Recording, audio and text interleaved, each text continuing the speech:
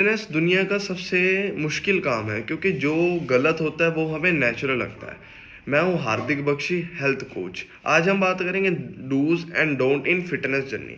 देखो, गलत नॉलेज से ना हमारा टाइम वेस्ट होता है, जो मोटिवेशन भी हमारी तोड़ देता है। अब हमने करना क्या है, बहुत हार्ड स्टेप नहीं लेना, छोटे छोटे एक्शन, छोटे छोटे स्टेप्स लेने हैं जो आगे जाके बहुत बड़ा रिजल्ट देंगे।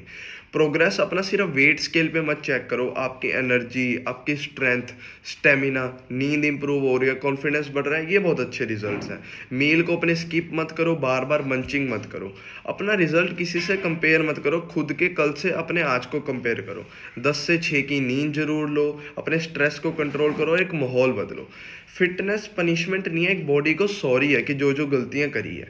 हमने सिर्फ जिंदा नहीं रहना, हमने बेस्ट लाइफ जीनी है, 100 साल तक मेडिसिन फ्री लाइफ जीनी है। आप अकेले नहीं हो, सही गाइडेंस और पॉजिटिव कम्युनिटी है आपके साथ जो हम आपको प्रोवाइड करवाएंगे।